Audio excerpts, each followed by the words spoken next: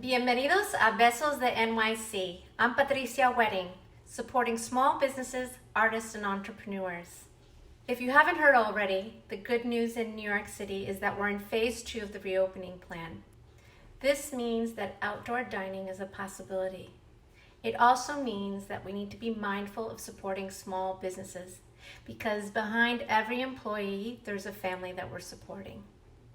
During my interviews with small business owners, I've been making it a point of asking them about their challenges with COVID-19, social distancing requirements, and their experience with PPP, the Paycheck Protection Program.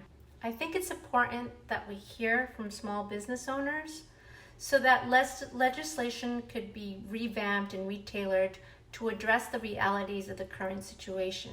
Because right now, there's a disconnect. In this video, I'll be introducing you to Sam Goetz, owner of Judy's, a small coffee shop by day and wine bar by night in the neighborhood of Sunset Park in Brooklyn, New York. We'll be learning about the inspiration behind his business and, of course, about the challenges of COVID-19 and his experience with the PPP program. So if you get an opportunity, please head over to Sunset Park and check out Judy's. And in the meantime, I hope you enjoy my interview. This is Patricia Wedding, and thank you for being here. Hi, Sam. Thank you, and welcome to Besos de NYC. Hi, Patricia. Thanks for having me. I appreciate it. So I'm so excited about learning about Judy's.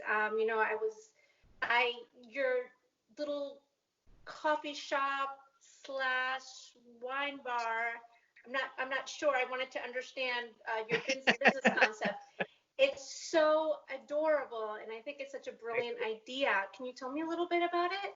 For sure. So yeah, Judy's is a coffee shop during the day, a beer and wine bar, locals bar at night. At least we were before the pandemic. Very much like just a spot for folks to get beverages, coffee, caffeine, and then adult beverages at night, connect with people. We've been open for about a year and a half now. And since the pandemic, we've switched over to being a to-go bottle shop. So we sell beer and wine to go, craft beer and bottled wine. And we also sell like coffee beans and oat milk, whatever we can sell to go. And on Thursday, actually, we're reopening the like coffee to go element as well. Yeah, coffee, beer, and wine are 3 things that I absolutely love. Coffee for sure. They're 3 of the most beautiful things in the world. I feel like drinks that help us get through life. Coffee, beer, and wine will always be there for us. So yeah, that's why I made a business that serves those things, I guess.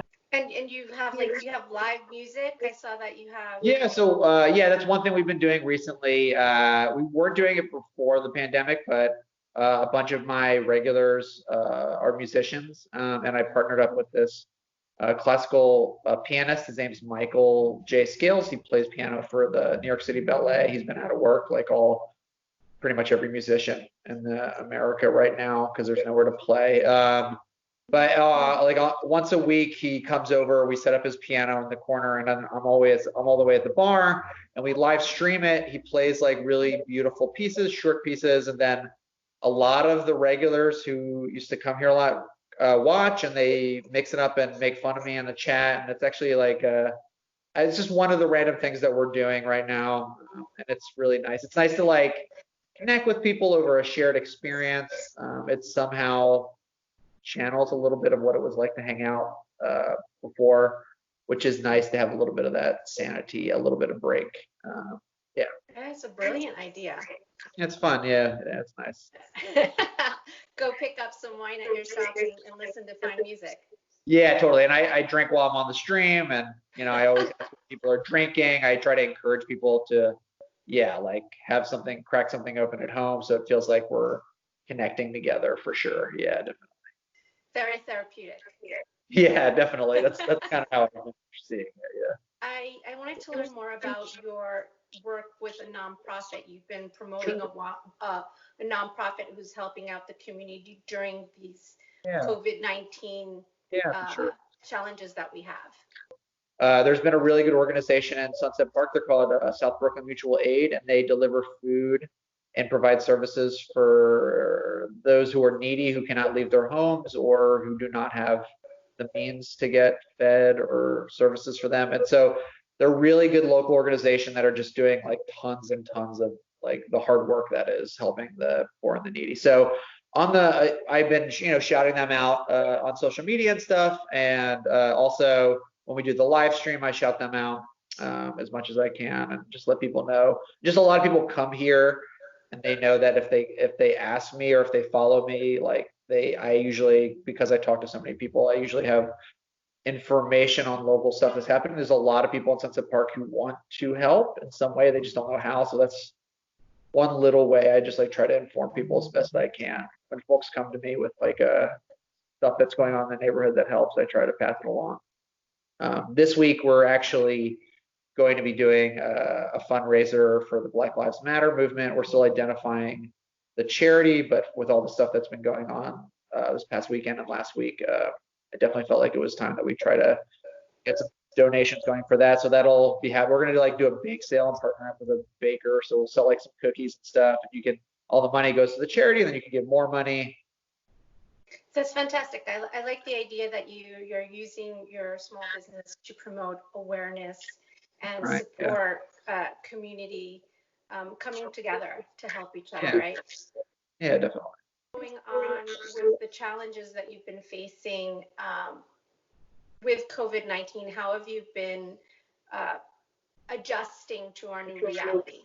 Yeah, for sure. So yeah, they put NYC on pause on March 15th, I think it was. And so that meant that, we couldn't have people sit down in here, but we were still allowed to sell stuff to go. So I immediately started selling wine and beer to go, and I had to build a website like overnight, but I was able to do that. So folks could order online. They didn't have to come in here and shop, although you can still do that if you'd like, as long as there's just a few people at a time. Yeah, and like, we developed all the practices that you see everywhere, like, masks, gloves, cleaning frequently. And yeah, we just had the changes of the business. We were a coffee shop bar before, and now we're a to-go bottle shop. And it was, it's not ideal, but we've been very fortunate. There's a lot of restaurants and bars in the city that closed and haven't reopened, have no way of making money, or their livelihoods are threatened. And we're doing okay. It's not great, but it's definitely good enough we'll survive the pandemic and be ready to go once we can have people in here again. The to-go service has definitely like kept us afloat. So. And how did this affect you? Like, I know that the sales are down. Yeah. You had to adjust to your, what did you have to do with your team of employees? And did you get any help from the government? Yeah, for sure. So yeah, we have a staff here of 6, and I had to unfortunately lay them off on March 15th because there was nothing for them to do. It's just been me working the bottle shop since March 15th.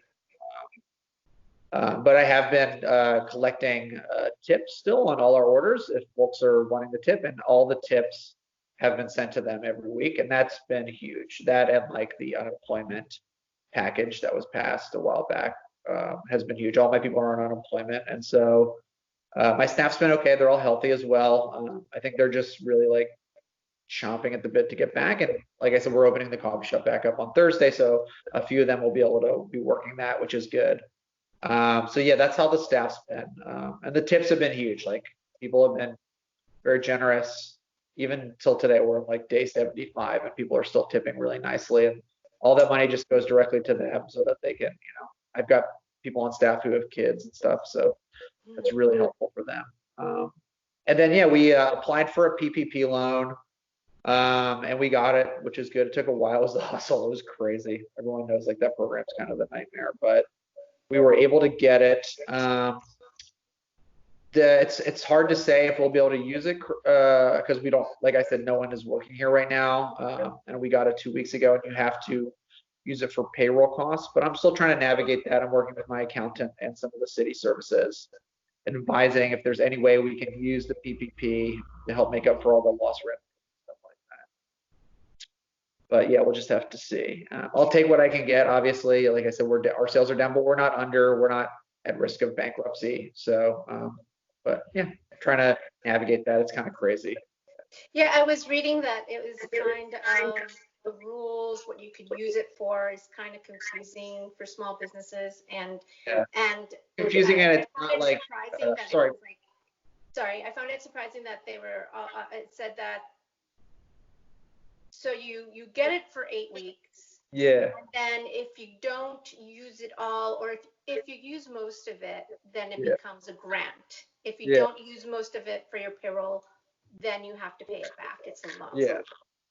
Yeah, basically. And that's not like too bad. Like, yeah, basically you have to use it for specific things. You have to use it for payroll, and you have to use it to pay your staff, but you also have to like kind of match what you were doing before the crisis. And the problem is that most places, if they are having people work for them, they're at a very limited capacity, so it doesn't match.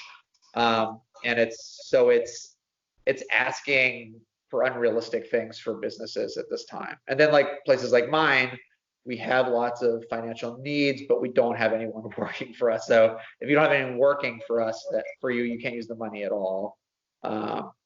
And we don't really need loan. We're not like trying to take on debt right now. So anything that we don't get forgiven for, then we're just going to send right back to the bank. Okay. So that's why a lot of restaurants and bars are having problems with it, because most restaurants and bars are working at a very slim capacity or aren't open at all. So that's why a lot of them have been asking for changes in the law, basically. It doesn't seem conducive, or it doesn't match with the actual reality of what's going on. Yeah.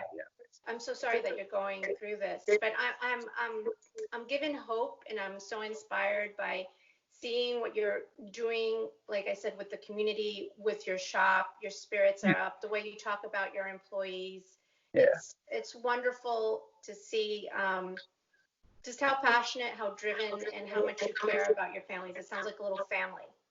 It is, yeah. It's a big time family. I love the people that work here and the people that come here. It's my whole life. So there was no chance if I could find a way to be open, there was no chance we were going to close, because this is everything to me. So what inspires you to begin, start off a small coffee shop / wine bar? Sure. Yeah. So in my early 20s, I was a bartender at a place that was similar, coffee and beer and wine. And I loved that job a lot. Did that for 5 or 6 years. And then I had a different career. I was working I was a video editor for movies and TV shows and commercials and stuff like that. And I didn't like that job as much, and I always wanted to get back to something that made me happy. And then I've always loved local spots. I've always tried to frequent them wherever I live and when I travel. And I always thought it would be really amazing to have one of my own if I could ever make it work. And 2 years ago, I kind of started looking at spaces just like on a lark, specifically in Sunset Park, because I love this neighborhood and I lived nearby for a very long time. And I found the space that I'm currently in, and I thought it was, this will work amazingly. So I just started putting one foot in front of the other, found a way to get a loan from the bank, and pulled together my savings, and all of a sudden we were here. It was crazy. So it was not really a long dream. It was more like I just started pursuing it, and before I knew it, we were open and it was a place, and I've been going every day since then, trying to make it work as best as I can. Yeah, you just gotta, it's one foot in front of the other, and then eventually you get to the cliff and you just have to take that jump and go for the ride, So that's kind of how. How did you come up with the name for your coffee shop? Oh, so yeah, Judy's, so my mom's name is Judy. I named the bar after my mom. And I thought it sounded nice for a coffee shop / bar, but the idea is that she raised me and my brother on her own, and we were horrible children. And, the idea was that she would have a place to go to get her coffee on the way to work, to get a sigh of relief, and then like a drink before she had to head home, happy hour beverage before she had to get back to the lion's den. That's the idea. Also, it's about our whole vibe here is nostalgia and family and stuff like that. So, yeah. Well, you definitely feel it. I even love the little architecture, like your ceiling. There's a lot of details. It feels like you're going into like the 1940s or something. Amazing. It really does. It feels like something out of a painting. I don't know which painting it is, but you see like a little bar and it's like the 1940s. Yeah. It reminds me of that painting. I'll have to find out which painting it is. Well, thank you so much for coming on Vessels the NYC. Thank you for having me. I'm hoping that people will come and check you out. As the New York economy reopens, I think you're just this little gem out in Brooklyn, Sunset Park, and people just need to come out and check it out. Thank you so much. I appreciate it. Beso de NYC. Oh, thank you. You too. I hope you enjoyed my discussion with Sam and that you have an opportunity to venture out into Sunset Park in Brooklyn to enjoy a cup of coffee or perhaps a glass of wine outdoor at Judy's. To learn more about the nonprofits Sam mentioned in this video and is teaming up with, below I've provided you links for more information. To learn about other inspiring small businesses, artists, and entrepreneurs, please check out my other videos. Hasta la próxima. Until next time, this is Patricia Wedding sending you besos de NYC.